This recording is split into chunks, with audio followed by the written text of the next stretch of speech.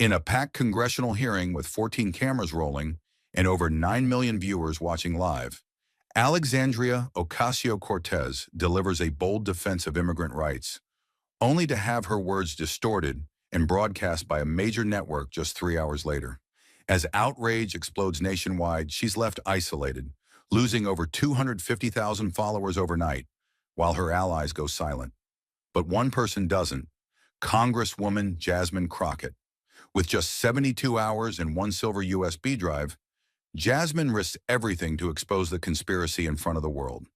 How do you fight back when the lie goes viral before the truth even gets heard? Stay with us. This is a story worth every second of your time. The hearing room pulsed with controlled tension.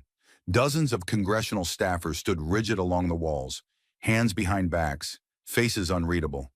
Cameras perched like silent vultures atop tripods, their red lights blinking steadily. Watching, recording, waiting. At the center, beneath the seal of the United States Congress, Alexandria Ocasio-Cortez sat motionless, eyes locked forward, breath steady as steel. The topic was dry on paper: labor rights and immigration enforcement procedures. But everyone in the room knew what it really was: a trap disguised as formality, a stage built to provoke, discredit, and dismantle her. One slip, one wrong word, and they'd bury her in headlines before sunset. The chairman cleared his throat. "Congresswoman Ocasio-Cortez, you have 5 minutes." She didn't thank him. She didn't smile. She simply leaned into the microphone and said, in a tone that was almost too calm, "We cannot continue to criminalize hunger." Her voice sliced through the room like a wire through glass. "We cannot criminalize poverty," she continued, each syllable sharpened by restraint. "And we sure as hell cannot criminalize the human instinct to survive." Time itself seemed to pause. Phones stopped clicking. The rustle of notepads ceased. For a split second, no one moved, not even to breathe. The gravity of those words wasn't in their volume, but in their weight. She wasn't pleading. She was indicting, condemning an entire apparatus of policy that punished desperation as if it were a crime. On the far right side of the chamber, a congressman shifted uncomfortably, his face twitching as though the words had physically struck him. Near the back, Jasmine Crockett leaned forward slowly, eyes narrowed, the corners of her lips drawn in tight control. No theatrics, no fanfare. Just an acknowledgement, subtle but seismic, that AOC had just fired the first shot in a war no one else dared to name. In that instant, everything changed. AOC had drawn a line that wasn't rhetorical. It was moral. She had just named what the room was built to hide: that in America, survival itself had become a legal liability. Her voice didn't tremble. It didn't rise. It just stayed deadly even, like a calm tide pulling bodies out to sea. It wasn't a statement. It was an act of rebellion against sanitized cruelty. And Jasmine saw it all, saw how those few sentences had disarmed an entire ideological machine. The camera lenses zoomed in like snipers. Journalists froze, unsure whether to write or just listen. A chill passed through the chamber, not from fear but from exposure. The system had been spoken to, not with anger, but with unwavering clarity. And in that frozen silence, Jasmine Crockett knew. History had just been given its opening line. The applause never came, but it didn't have to. AOC's words had already detonated beneath the surface of Washington. But while the room held its breath, far beyond those marble walls, something darker had already begun to move. Silent, swift, and sharpened like a blade. At exactly 7:03 p.m. Eastern Standard Time, the screen on National Broadcast America faded to black, then flashed red.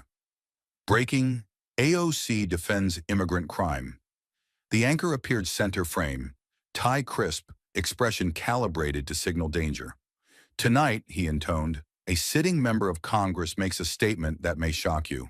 The footage rolled, clipped, cold, and surgically severed from truth.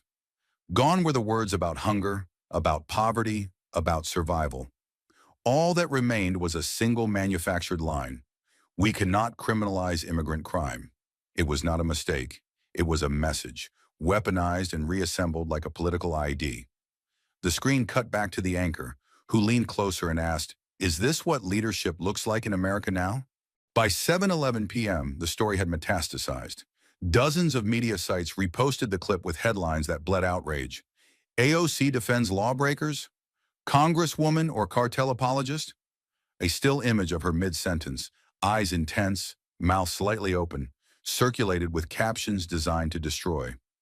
In private chat rooms and campaign war rooms, operatives shared social media assets like ammo, screen caps, quotes, bolded text banners. The coordination wasn't accidental. It was orchestrated. This was no organic outrage. It was a hit job wearing the mask of journalism. By nightfall, 3 cable networks had aired full-hour panels discussing the threat of radical rhetoric, all using the same falsified clip as evidence. In the span of a single hour, AOC's words had been hijacked, twisted, and unleashed back at her like a storm of blades. Her phone lit up with alerts, some from colleagues, others from strangers. The messages were cold and brutal. "You went too far. They're going to make you pay for this. Maybe lay low for a while." Beneath news articles, comments poured in like bile from a broken dam. Some were mockery, some were threats. Many simply called her unfit to serve. Not one of them had heard what she actually said, but none of that mattered. In a media ecosystem designed to devour context and vomit outrage, AOC had just been served up as the night's main course. The truth sat quietly on her screen, unplayed and unwanted, while outside, the lie she never told was marching through America like a verdict with no trial. By the end of the 12th hour, the sky above New York was steel gray, bruised by dawn, but the storm breaking across the country wasn't made of clouds. It was made of headlines. On cable news, her voice had become a bludgeon. Her face was plastered onto every screen, frozen mid-sentence. Eyes fierce, expression carved into something almost militant. They had taken her words, hollowed them out like a carcass, and stuffed them with meanings she never intended. Conservative pundits didn't waste time dissecting her logic. They went for blood. AOC, soft on crime, soft on borders, and soft on reality, one Fox News commentator spat. The screen behind him lit up with fire-colored graphics and statistics that had nothing to do with her. "She's not un-American," he added, smirking. "She's anti-American." In just 12 hours, Alexandria Ocasio-Cortez had gone from symbol to spectacle. Her name was no longer being spoken. It was being spat. A carefully rehearsed media apparatus revved to life like a machine built for one purpose: humiliation without due process. Editorials were drafted with frightening speed, as if they'd been pre-written and simply waiting for the right moment to deploy. The Daily Republic ran a lead article titled, "When Empathy Becomes Treason," framing her as the mouthpiece of an insurgent ideology. Her words, chopped, rearranged, emptied of context, appeared in giant block letters across op-ed banners, with commentary like delusional, reckless, and dangerously naive, peppered underneath like bullets on a firing range. It wasn't journalism, it was demolition. But what pierced deepest wasn't the malice of her enemies. It was the silence of her supposed allies. Offices that once quoted her in campaign ads now fell eerily quiet. The same representatives who praised her for speaking uncomfortable truths were suddenly unavailable for comment. Press aides issued vague statements about respecting all perspectives. A senior member of her own party appeared on a morning show and, when asked to comment, offered only a shrug and the phrase, "Words matter. I hope she clarifies soon." AOC watched it in real time, the words hitting her harder than any insult. Not because they were brutal, because they were hollow. She had stepped onto the battlefield expecting fire from the front.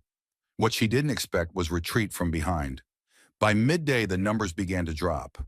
Not poll numbers, not approval ratings, but people. Hundreds of thousands. Followers disappeared like a tide pulling away from shore. Not just trolls or opposition bots. Verified supporters, college activists, healthcare organizers, teachers who used to quote her in classrooms. The digital exodus was quiet but deafening. Her notification feed, usually a cacophony of praise, was now filled with scorn, sarcasm, and betrayal. One message read, "I believed in you. You let me down." Another, "We fought for you, and you gave ammo to the other side." Some simply said unfollowed. It wasn't just the bleeding of support. It was the sense that no one wanted to hear her speak. Truth had become irrelevant. The moment had been hijacked, and she was now a symbol of something she never said. A Rorschach test in a broken mirror. She could have posted the full video. She could have issued a statement, but she knew what would follow. They'd call it damage control. They'd call it backpedaling. They'd say she was hiding behind context. And context in modern warfare is the first casualty. Inside her apartment, the air was heavy, still, like the moment before glass breaks. The sun cut through the blinds in pale slivers, casting shadows across her laptop, which sat open but untouched. The cursor blinked in the corner of the screen, like a silent metronome measuring tension. On the desktop, a folder marked Hearing Raw Master Feed glowed softly. The real video, the real sentence. But it felt distant now, like evidence left behind at a crime scene no one intended to solve. Her phone buzzed again. Press inquiries, requests for comment, a few private messages from former colleagues carefully expressing solidarity, though none of them dared post it publicly. She scrolled briefly. A DM from a young girl read, "They're wrong about you. Please don't give up." Another from a well-known activist simply said, "It's open season. Stay alive." She put the phone down, then picked it up again, then stared at the screen. She knew she had two choices: speak into a hurricane and be accused of fueling it, or say nothing and watch herself disappear into silence. There was no safe path. There was no rescue party. It was her and the storm. Her fingers hovered over the screen. She tapped the Twitter app. The feed opened. Still images of her face, misquotes, calls for censure, think pieces questioning her judgment. She scrolled slowly, absorbing every blow. Then she opened the composer window. No hashtags, no clarifications. Just one sentence. Truth can protect itself. I'm not sure I can. She hit send. No press release, no fanfare, no spin. Just the quiet click of her thumb and the sudden roar of thousands of voices waiting to consume it. Then she placed the phone face down on the table. Outside her window, traffic moved like nothing had changed. But inside that room, Alexandria Ocasio-Cortez sat still, gripping the arms of the chair, jaw tight, heart pounding in a rhythm she couldn't control. She wasn't afraid of being wrong. She was afraid of being erased. And for the first time since she'd taken her oath, she realized something horrifying. Sometimes the truth isn't silenced. It's replaced. She had told the truth, but the world didn't want it. And just when it felt like no one would stand up for her, the phone rang, cutting through the silence like a lifeline. At 2:04 in the morning, her phone lit up in the darkness. AOC glanced at the screen. "Jasmine Crockett." She answered without thinking. Jasmine's voice came through, calm but burning with urgency. "I watched the full hearing," she said, skipping any greeting. "I know exactly what you said. That was not what they aired, and I'm not going to let this stand." There was a pause, heavy and certain. Then Jasmine said, "Give me 72 hours. I will find the truth, and when I do, I'll make sure the whole country sees it." AOC closed her eyes. No reply. Just silence. But inside that silence, something shifted. She wasn't alone anymore. Within 30 minutes, Jasmine was back at the Capitol. The building was nearly empty, dark and quiet, but she walked with purpose, straight to the private room where hearing videos were stored. She logged into the system and searched for the full video from AOC's session earlier that week. It should have been easy to find. Every hearing was automatically recorded and saved. But when Jasmine opened the folder marked for that day's footage, something was missing. The only video available was the short, edited version, just a few seconds long, the exact one that had caused the outrage. The rest of it, the full speech, was nowhere in sight. Jasmine frowned and searched again. Still nothing. Then she noticed something strange. The original, longer version had been moved, hidden. Whoever did it made sure only the edited version was public. Someone had gone in, taken the real video, and replaced it with the one that twisted AOC's words. Jasmine knew immediately. This wasn't an accident. It was done on purpose. Someone had wanted this version, the fake version, to be the only thing people saw. She kept digging. After checking a few more folders, Jasmine finally found what she was looking for. The real recording. The full, uncut version of AOC's hearing. It hadn't been deleted, but it had been buried, tucked away in a part of the system that most people didn't even know how to access. Jasmine stared at the file name for a moment, then quietly said to herself, they tried to bury it, but they didn't bury it deep enough. She clicked on it. The full video began playing. AOC's real voice, calm and clear, exactly as it had been that day. The full sentence, the full truth. Jasmine didn't need to hear more. She knew it was all there. No edits, no lies, just facts. She copied the file onto a secure flash drive, pulled it from the computer, and slipped it into her jacket pocket. As she stood there alone in the room, surrounded by silence, Jasmine knew exactly what she was going to do next. In 72 hours, she would bring this lie crashing down. And this time, the cameras would be forced to show the whole truth. Jasmine had found the full video, but the question that now pulled at her gut was colder and far more dangerous. Who wanted it gone, and why so quickly? She dug deeper into the system, not to find the truth. That part was already in her pocket, but to uncover the people who had tried to bury it. Within minutes, her screen filled with lines of hidden activity. One detail jumped out immediately. The video's original name, the full-length recording of AOC's hearing, had been changed manually by someone inside the system. Not automatically, not by routine. Someone had opened the file, typed in a new name by hand, and moved it to a hidden location. Even stranger, the time that showed when this was done didn't match the actual schedule of the hearing. It had been altered before the hearing had ended. That meant they weren't reacting to what AOC said. They were preparing for it, before she even finished speaking. As Jasmine kept searching, she found something else. A message buried among boring system notifications. It was short, no title, no greeting, just one line. Send to Network X. Edit AOC segment by 7 p.m. sharp. She froze. That name, Network X, wasn't a news network or a government department. It was a private company that made videos for outside clients, including political campaigns. It had no reason to be involved in congressional video footage, not unless someone had hired them to do exactly what they'd done, slice AOC's words into a weapon. Jasmine took a long breath, then kept going. She traced where the message had come from. It led her to an office in Dallas. That by itself wasn't unusual, until she looked up the building address. It belonged to a firm known for running attack ads against progressive politicians. The same firm connected to a wealthy group of donors who had publicly vowed to neutralize voices like AOC's. Then she found it. The final piece. One more message sent just before the edited video went viral. It wasn't professional, it wasn't careful, it was blunt.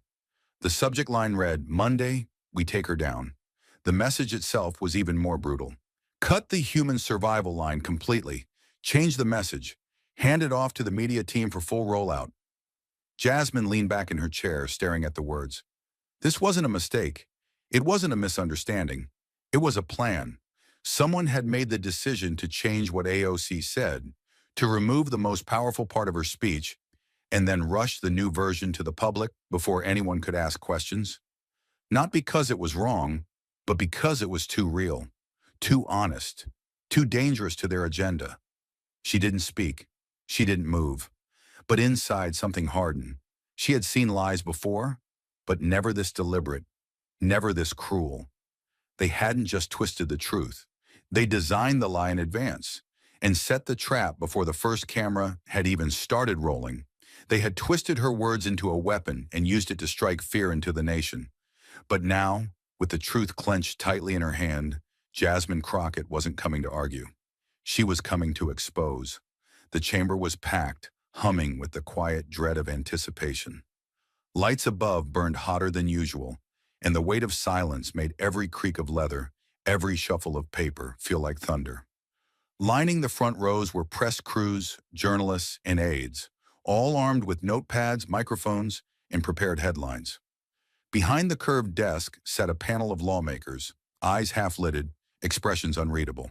The hearing was titled Ethics in Media and Congressional Information. sterile words that masked the true storm beneath. Everyone in the room knew why they were here. Everyone knew the name hanging in the air like a loaded question. Alexandria Ocasio-Cortez. Jasmine Crockett rose from her seat and stepped forward with slow, deliberate control. Her heels struck the marble floor in clean, unforgiving rhythm. She carried no papers, no folders, no written statement, just a single object gripped firmly in her hand, a slim, silver flash drive. It gleamed beneath the lights like a blade. She approached the lectern, turned to the chairman and said plainly, "Mr. Chair, I request 3 minutes." Her voice didn't tremble. It didn't ask. It declared. The chairman glanced up, confused by the brevity, but nodded. "Proceed." Without ceremony, Jasmine stepped to the presentation console at the front of the chamber and inserted the drive. The screen behind her flickered to life. "What you are about to see," she said, turning slightly to address the room, "is not opinion. It is not edited. It is not spin. It is the truth, and the lie it was turned into." The screen split into 2 frames, left and right. The air in the room sharpened. People leaned forward. Some instinctively hit record on their phones. On the left, the original footage began to play. AOC at the hearing, standing tall, voice composed but burning with conviction. "We cannot criminalize hunger. We cannot criminalize poverty. And we sure as hell cannot criminalize the human instinct to survive."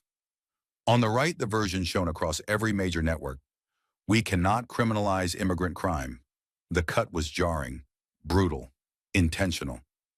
The room reacted in waves, first confusion, then quiet horror, then audible gasps from several staffers near the back. Jasmine didn't flinch. She let the full moment hang there. Let them see it with their own eyes. Let them feel the violence of what had been done, not with fists, but with edits, not with noise, but with silence. She pressed pause. The 2 frozen frames sat side by side. AOC's real self and the fiction they'd built to destroy her. Jasmine turned to the audience slowly, eyes scanning the room like a prosecutor preparing her final blow. "This isn't journalism," she said. "This is erasure. This is what happens when a system built to inform decides instead to manipulate. What you saw on the right wasn't a mistake. It was engineered. Someone decided that truth was too dangerous, and so they carved it out and replaced it with fear." She took a step closer to the microphone, voice tightening, tone now razor sharp. "And let's be clear, the real crime here isn't in what was said, but in what was stolen. A message of dignity turned into a weapon of division, a public servant's voice, silenced not with censorship, but with corruption."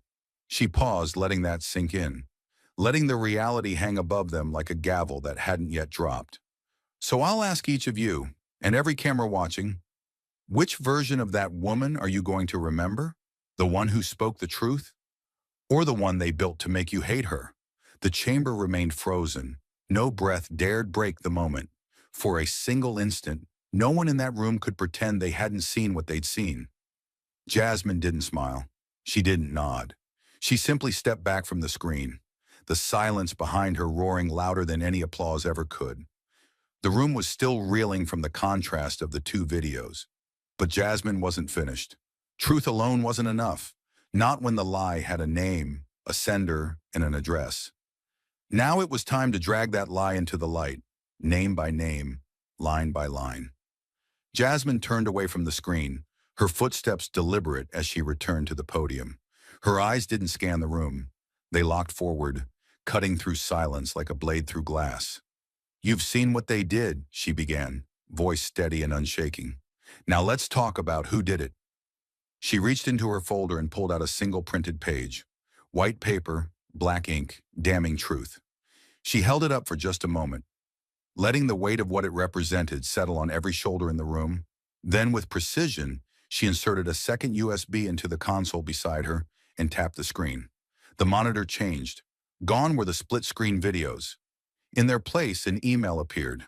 Simple, cold, undeniable. Jasmine didn't speak right away. She let the text speak for itself. "Cut the human survival line. Frame the message. Send to media before 7 p.m. The room went deathly still. No one breathed. It was the kind of message designed never to see the light of day. A message meant to stay buried beneath layers of red tape, locked inside the corridors of power where accountability rarely followed. And now it was 10 feet tall on a government screen. Jasmine stepped aside and gestured toward it. This isn't a rumor. This isn't a theory. This is a direct order, one meant to rewrite reality before the truth had a chance to speak. Her voice stayed level, but the fire underneath it was unmistakable. Someone didn't just want to discredit Representative Ocasio-Cortez. They wanted to erase her, to make sure her words never stood a chance against the lie they already had waiting. She clicked again. This time the metadata appeared. Who sent it, from where, and when. The name was there in bold, Daniel Kessler. Jasmine read it aloud slowly, deliberately. Daniel Kessler, senior media advisor to Senator Bradley Connors of Texas. She didn't need to say more. The connection was enough to send murmurs crawling through the room like fire under floorboards. Everyone in that chamber knew Connors, knew his record, his rhetoric, his disdain for voices like AOC's. But what they didn't know until now was how far his office was willing to go to destroy those voices. A few people shifted in their seats. Aides staff whispered behind palms. One reporter silently lifted his phone to begin recording what he knew would be the headline of the week. But Jasmine wasn't finished, not by a long shot. She stepped forward again, eyes scanning the panel of lawmakers in front of her. This wasn't a media mistake. This was an intentional act of political fraud carried out from within this building, a deliberate manipulation of a congressional record by someone paid by the people to deceive the people. Her voice grew sharper with every word, not louder, just harder, each syllable landing like a gavel. They didn't twist her words because they misunderstood them. They twisted her words because the real ones were too powerful, too honest, too dangerous to the system they were trying to protect. She turned back toward the screen, let the email linger for one last moment, and then shut it off. Now she was standing in silence. The kind of silence that doesn't happen often in politics. Not awkward, not uncertain, reverent. A silence that meant people weren't just listening, they were absorbing. Jasmine stepped back to the center, her hand now flat on the edge of the podium. Her next words came softer, but with a different kind of weight. Not rage, resolve. You can try to erase a sentence, she said, but you cannot erase the reason it was spoken. You can cut out a line, but not the pain it came from or the truth it revealed. She paused just for a breath and then said it, the line that would be quoted, posted, replayed, and remembered long after the room emptied. The media once burned books. Today it burns truth. But this fire, she looked directly into the nearest camera. I'm putting out with justice. No applause followed, no cheer, just stillness, like the air had thickened, like the building itself was holding its breath. She didn't wait for approval. She didn't need it. The chamber had fallen silent after Jasmine's final words. But beyond those marble walls, something even louder had begun to stir. Truth had been buried, yes, but now voices long dismissed were rising from the edges, carrying something even more dangerous than outrage: receipts. At first it was just a few tweets, a couple of threads from independent journalists, those without TV contracts, without corporate filters, without obligations to anyone but their audiences. They had watched Jasmine's testimony, replayed the split-screen footage, and read the email aloud on live streams. And unlike the networks that once turned a blind eye, these journalists didn't hesitate. This isn't just a media mistake, one wrote. This is a systemic, coordinated operation to destroy a woman's credibility for political gain. The thread exploded, shared by students, organizers, former staffers, and eventually even by one or two reluctant blue-check reporters who had stayed silent for far too long. Then came the video breakdowns, frame by frame, audio wave by audio wave, proving beyond doubt that the edit was intentional. The real story was no longer hidden, it was viral. And this time, the people weren't waiting for permission to be angry. As the tide swelled online, something even more explosive happened. Former insiders began to talk. Not anonymous sources, not whispers in backrooms. Real names, real faces. A woman named Carla Vega, who once worked as a segment editor for a national cable news outlet, posted a 6-minute video that set the internet on fire. In it, she described what she called the speech furnace, a hidden room where hours of congressional footage were chopped into 20-second sound bites, all designed to fit pre-written headlines. "There's a list," she said, eyes dead serious. "Every week we're given a list of targets, some from Congress, some from lobbying firms. We're told which quotes to emphasize, which faces to freeze on, and which narratives to reinforce, whether or not they're true." She looked straight into the camera. "We didn't just take things out of context, we removed the context on purpose." Her confession shattered the illusion of objectivity. Within hours, other former producers, editors, and assistants began posting in solidarity. Some showed old email threads. Others leaked internal style guides with phrases like emotional priming, frame alignment, and turn moment into movement. A former news graphic designer shared before and after screenshots of thumbnail packages. AOC's real face replaced by one with sharpened angles and darker shadows, designed to spark discomfort before a word was even spoken. "We were trained to make her look aggressive," he admitted, even when she wasn't. The revelations poured in like a flood breaching a dam. Independent outlets ran full exposés titled "The Broadcast Blacklist," detailing how certain public officials, mostly women of color, mostly progressive, were flagged by internal watch lists for aggressive media handling. One former executive even admitted in a late-night interview that AOC had been on that list since her first week in office. "She scared the donors," he said bluntly. "That was enough." The statement sent shockwaves through political journalism circles. For years, those who questioned these patterns had been labeled conspiratorial. Now the conspiracy was printing itself in real time. And yet the most chilling moment came not from a journalist or a whistleblower, but from an email. An old leaked internal memo, dated months before the scandal. It had been circulated among senior producers at a major network. The subject line read, "Managing Narrative Risk, Cortez." Inside, it listed strategies for minimizing her reach. Limit full-length coverage. Avoid unedited clips. Emphasize controversial sound bites. Avoid facial close-ups when she's composed. Opt instead for reaction shots during intense moments. It was surgical, clinical, planned, and it confirmed what many feared. The machine hadn't failed. It had worked exactly as designed. As the public realized the scope of what had been done, not just to AOC, but to their own understanding of truth, outrage turned to reckoning. Hashtags were replaced with subpoenas. Calls for hearings were replaced with investigations.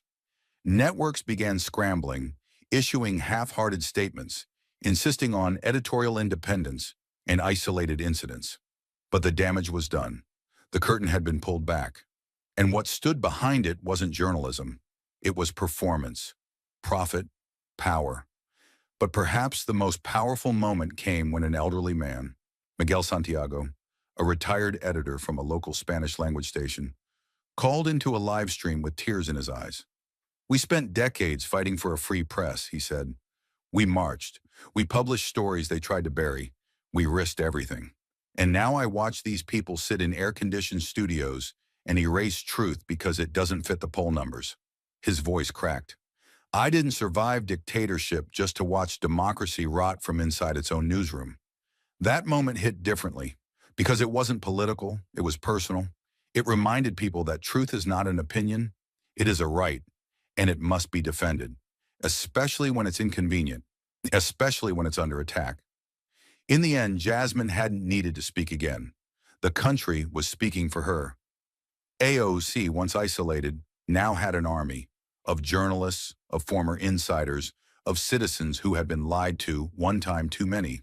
The truth had burned quietly in the dark, but now at last it was roaring back. Uninvited, undeniable, and impossible to edit out. The country had watched the truth rise from beneath layers of lies. But the voice at the center of it all had remained quiet, absent, almost ghost-like. Now finally, Alexandria Ocasio-Cortez was ready to speak, not to defend herself, but to confront the silence that had nearly swallowed her whole. The CNN studio lights cast a hard glow across the polished stage. The countdown clock above the camera ticked down from 10. The red light flared on, and the nation leaned forward. 5.2 million people, waiting for the woman they had either condemned or defended, often without ever hearing her voice in full. Alexandria sat alone at the desk. No panel, no counterpoint. Just her. A single microphone and the deafening expectation of a country divided by her silence. Her hands rested calmly on the table, but her eyes held something deeper, something harder than defiance, quieter than rage. It was resolve built not in victory, but in survival. She didn't look at the camera when she spoke. She looked just off it, as though speaking not to a lens, but to someone who had once believed in her, and then walked away. "I know what you've been told," she began. "I've heard the headlines. I've read the comments. I've seen the edits. The ones that turned my voice into a weapon against me." She took a breath, but her voice never wavered. "And I'm not here to take anything back, because I'm not afraid of what I said." Her gaze finally locked onto the lens. "I am afraid of something else. I'm afraid of the silence. The silence of people who heard what I really said and still chose to say nothing. The silence of those who knew the truth, but let the lie spread like fire because it was easier." The air in the studio thickened, even through the screen. You could feel the collective weight of the moment, the unspoken guilt of a nation that had watched someone burn while holding a bucket of water and choosing to do nothing. AOC leaned in slightly, her voice lowering but tightening like a cord. "I'm not afraid of being misquoted. That happens to anyone who tells the truth out loud. What I fear is being erased by people who knew I was telling the truth and let me fall anyway." She paused, just long enough to let the words hit where they needed to, just long enough for the viewers on the other end to look at themselves in the mirror. "I survived this not because I had power," she said, "but because someone refused to let me fall alone. Because one voice, just one, stepped into the fire with me. And that voice didn't belong to a billionaire, or a network, or a party. It belonged to a woman named Jasmine Crockett." Silence again. This time, the kind that stings. Then she sat back. No dramatic exit line. No tearful conclusion. Just a quiet exhale as the red light above the camera flicked off and the screen faded to black. Outside the studio, the night air was thick with electricity. Cameras flashed. Reporters murmured behind barriers. But Alexandria didn't pause. She stepped through the glass doors and into the chaos with calm steps. Head held high, as though walking through the ashes of a battlefield she had just emerged from. And there, waiting under the edge of the awning, hands clasped in front of her chest, face unreadable but eyes burning, stood Jasmine Crockett. They didn't speak. They didn't need to. In front of every lens, every click of the shutter, every spectator still trying to turn this into spectacle, they embraced, not like politicians, like survivors. And the world watched. Not 5 million, not 10, but a nation that had forgotten what truth looked like until now. And in that moment, for once, no one dared interrupt. The world had seen the truth, unedited and undeniable. But for justice to mean anything, it couldn't just end with applause. The machine that tried to bury a voice had to answer. And this time, silence wouldn't be enough. At exactly 6 p.m. Eastern, networks went dark for 4 seconds. Just long enough to make the nation hold its breath. Then, without warning, a white screen faded in. Blank, clean, clinical. No music, no graphics, just text in black capital letters. Correction. On May 5th, networks aired an edited video of Congresswoman Alexandria Ocasio-Cortez that misrepresented her statements. The message lingered on screen for 5 seconds before fading into a pre-recorded video of their primetime anchor, shoulders rigid, voice low. "We regret this error and extend our apology to Congresswoman Ocasio-Cortez, to our viewers, and to all those impacted by the edited footage." No names were named, no responsibility claimed. The anchor's eyes didn't blink. 45 seconds later, the feed cut to black. Then the regular programming resumed, as if the most explosive scandal in the network's history hadn't just been condensed into the time it takes to boil a cup of coffee. But the apology came too late, and it came too quietly. By the following morning, the media world was already bleeding. Headlines spread faster than the apology ever could. Network X issues, Quiet correction after public outrage. Too little, too late. AOC smear fallout deepens. Viewers weren't moved by the apology. They were furious. Activists flooded the network's social media accounts. Former employees added fuel to the fire, sharing more details of manipulated segments, ghost-edited interviews, and narrative directives passed down from executive floors. Sponsors began calling behind closed doors. A half dozen advertisers pulled placements within 24 hours. And somewhere in a boardroom, the final thread holding together the illusion of control finally snapped. The resignation didn't come with a press conference. It came with a memo. A plain PDF sent at 3:17 a.m., buried in the network's internal messaging system. Effective immediately, I am stepping down from my role as CEO of Network X. I take full responsibility for the decisions made under my leadership. I offer no excuses, no signature, no farewell speech. Just a name, Daniel Stratton, the same man who had once bragged in a trade interview that narrative control is the final frontier of modern journalism. Now he was gone, quietly erased from the network's website by sunrise. No tribute, no legacy montage, just a black hole where authority used to sit. But the reckoning wasn't done. At 9 a.m. sharp, the U.S. Department of Justice issued a formal statement. A federal inquiry has been launched into allegations of deliberate media manipulation by Network X, its executives, and associated political operatives. The statement was brief, but the implications were seismic. The language was direct. Coordinated distortion of congressional proceedings, politically motivated editing, intent to mislead the American public. Subpoenas began flying like shrapnel. Former producers were called in. The office of Senator Bradley Connors was placed under immediate review for its connection to the planted emails. Whistleblowers were granted protection, and the investigation's scope widened, fast. The country watched it all unfold in real time. Morning shows that once ignored the scandal now covered it in full. Headlines turned to sirens. Media collapse at Network X. From edit to indictment, the AOC files.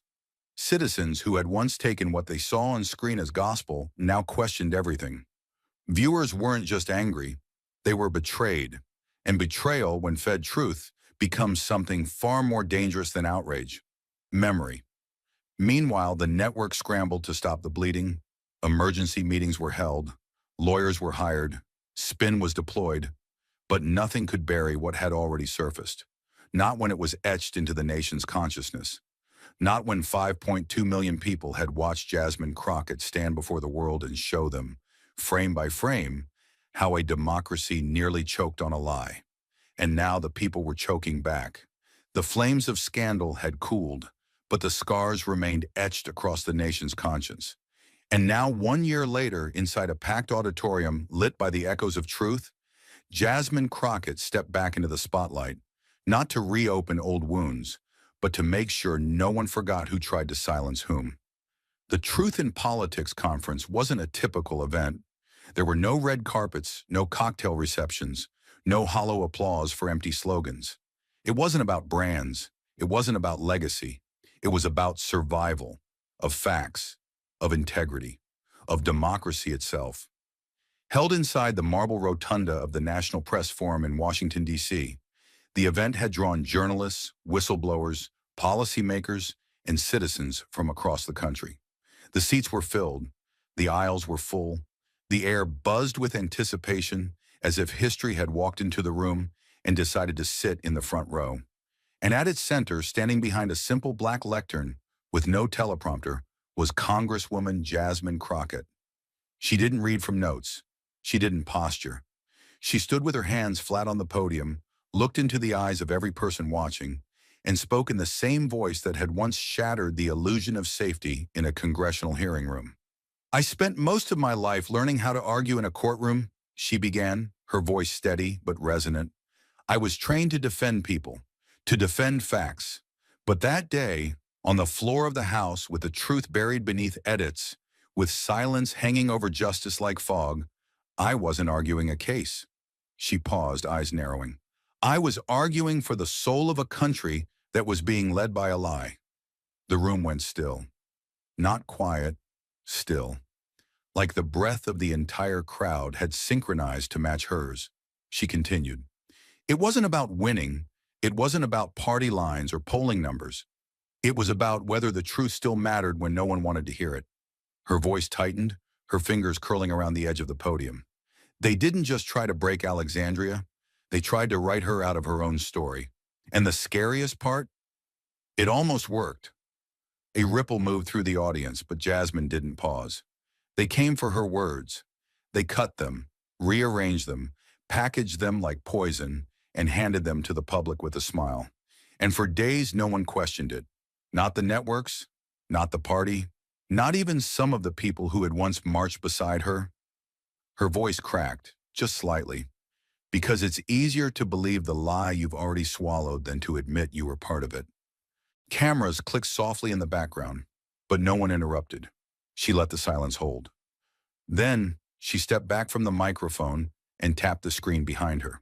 It lit up. A simple tweet displayed in massive white letters on a black background. "Jasmine gave me her voice when mine was crushed, and in doing so, she gave me back my political life. Alexandria Ocasio-Cortez." Gasps whispered across the auditorium, not because the words were shocking, but because they carried the weight of what had nearly been lost. Jasmine stared at the screen for a moment, then looked back at the audience. "I didn't do it for politics," she said. "I did it because one day it's going to be someone else. And if we let this happen once, if we normalize the erasure of voices that challenge power, then we've already lost more than one congresswoman. We've lost the meaning of democracy itself." She closed her eyes for half a second, as if holding the final words inside her chest before releasing them. "Truth doesn't need permission to exist," she said, "but it does need people brave enough to stand beside it, when it's inconvenient, when it's ugly, and especially when it's almost gone." And in that moment, beneath the lights, among the press, inside a building that once let silence win, Jasmine Crockett made sure the truth wasn't just remembered, it was restored. As the crowd dispersed and the stage lights cooled to a fading glow, Jasmine Crockett stepped down from the podium, not into victory, but into something far more dangerous and sacred, a moment of clarity. And in that quiet, the lesson revealed itself, not as a headline or applause line, but as something carved out of pain, betrayal, and defiance. The lesson wasn't immediate. It didn't arrive wrapped in sound bites or stitched into speeches. It came later, on the long drive home, in the silence of living rooms across the country, in the stillness after the story had been told. Because what happened to Alexandria Ocasio-Cortez wasn't just a political ambush. It was a human collapse, a test not of policy, but of character, a case study in how quickly the world will look away when someone speaks the truth too loudly, too clearly, and without permission. And what Jasmine did in that moment, standing between the lie and the world, was more than defense. It was resistance in its most intimate form. She wasn't just saving a friend. She was confronting a sickness, the kind of sickness that doesn't announce itself with violence, but with a shrug. The kind that spreads not because of outrage, but because of indifference. In those days after the edited video aired, what Alexandria faced wasn't just slander, it was abandonment. Powerful allies, progressive voices, networks that once raced to book her suddenly fell silent. Editorial boards chose neutrality. Campaign donors ghosted. Even some colleagues she'd stood beside in protest lines began issuing carefully worded statements as if decency had to be run through a focus group before it could become real. That was the real wound.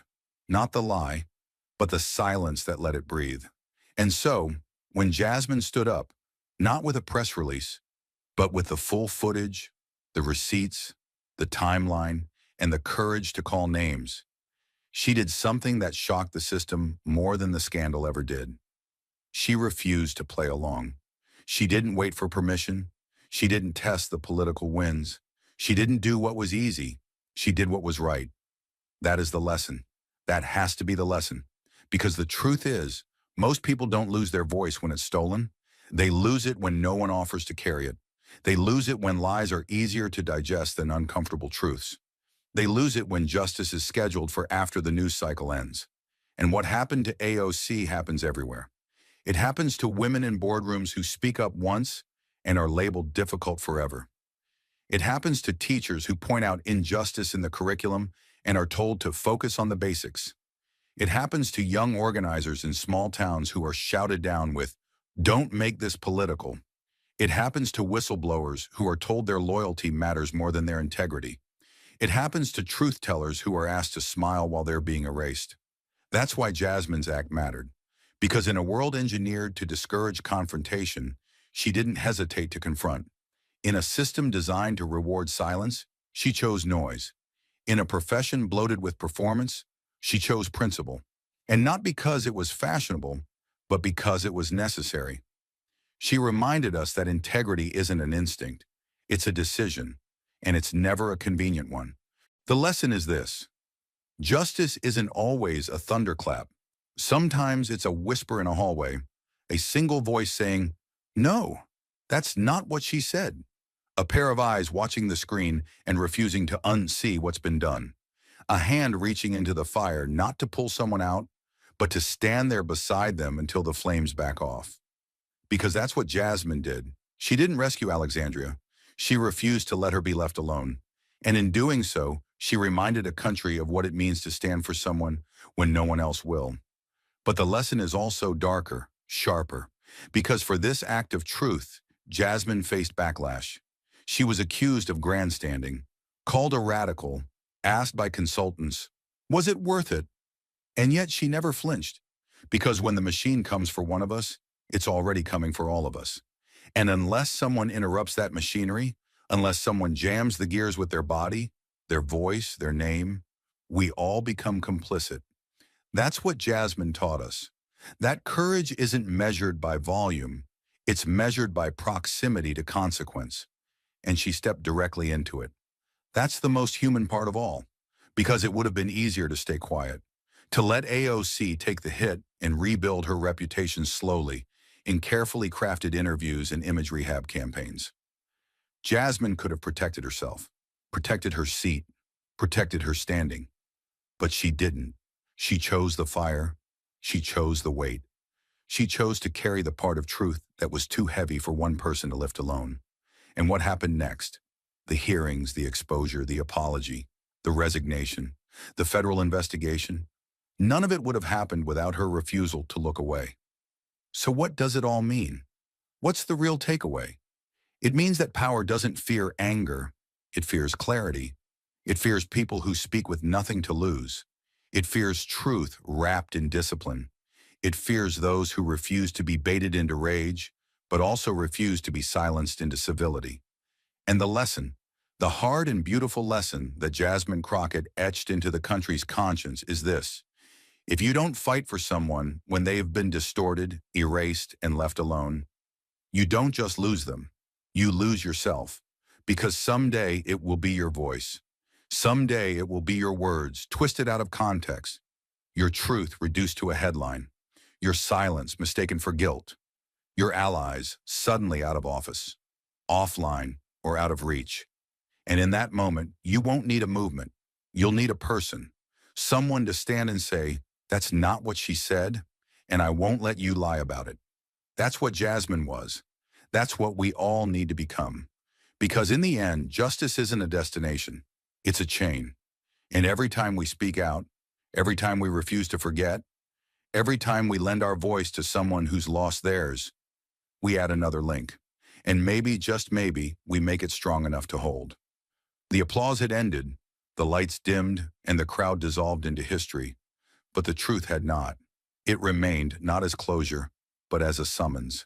And now as the story reaches its final breath, the spotlight no longer rests on Jasmine or AOC. It turns to us. So what now? Now that you've seen how easily truth can be butchered, now that you've watched a voice get dragged through the furnace of distortion and come out blistered, now that you've witnessed the kind of silence that screams louder than bullets, what happens next isn't on a politician's shoulders. It's on yours. Because the truth survived this time, but barely. It was almost lost beneath a sea of headlines that cared more about rage than reality. It almost drowned in a flood of clicks, edits, algorithms, and willful ignorance. And the people who orchestrated the takedown, they're still out there. They haven't been fired. They haven't vanished. They're waiting, plotting the next erasure, perfecting it. Next time, they'll do it cleaner, smarter, faster. And unless we stop pretending that truth is self-correcting, next time, they'll win. That's what this moment demands you to understand. Truth does not float on its own. It sinks unless you hold it up.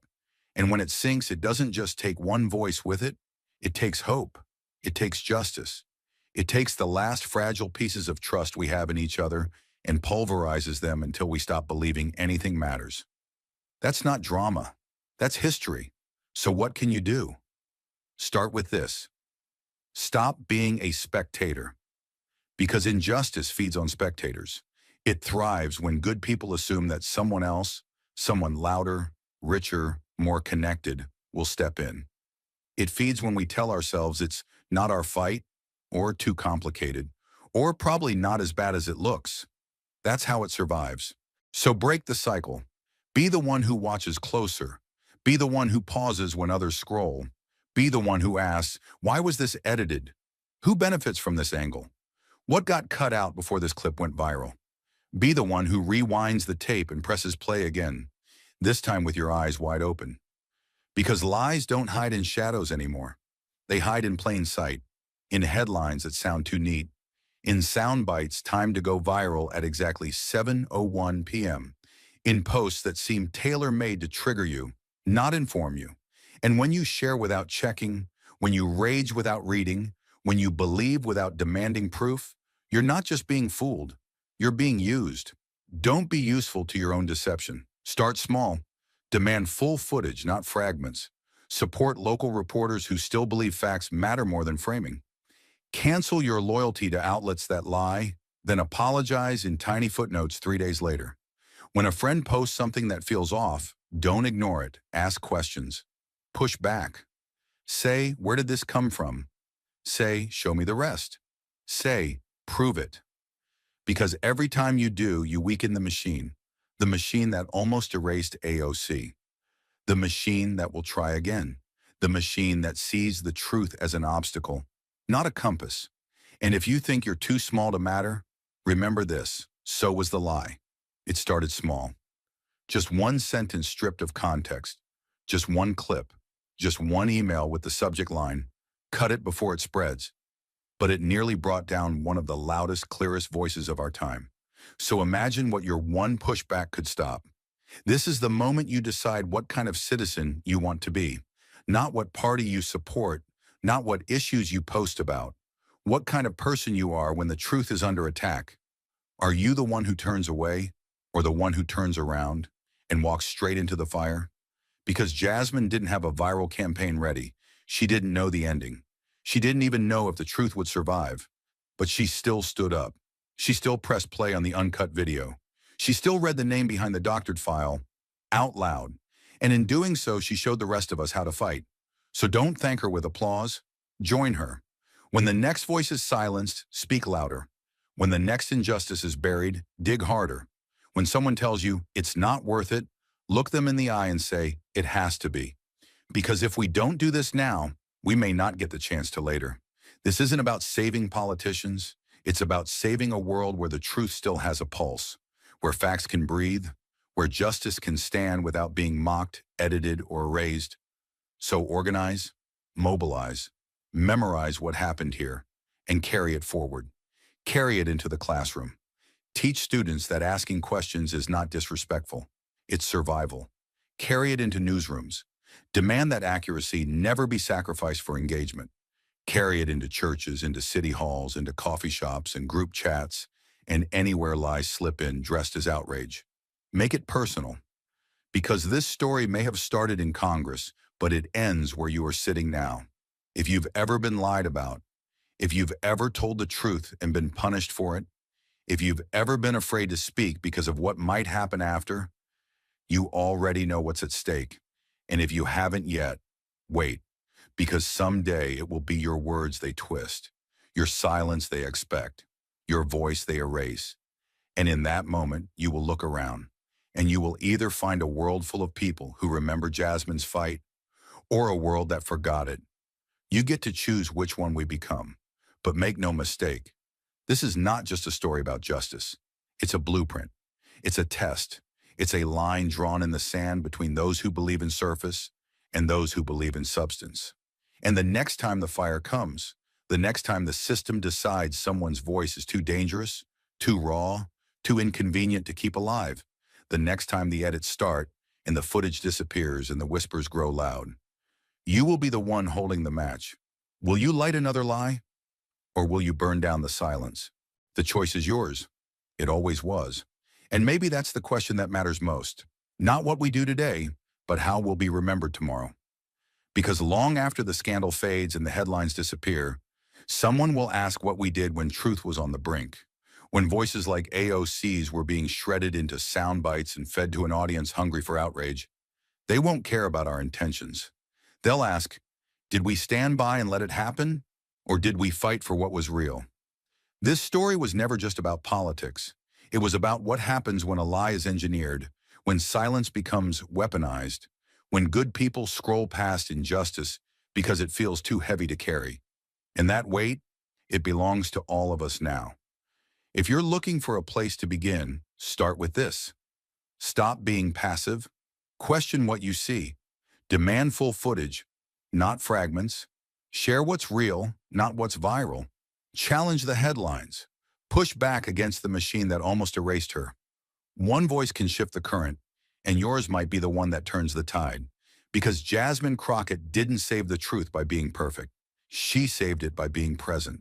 She didn't wait for permission. She didn't ask for applause.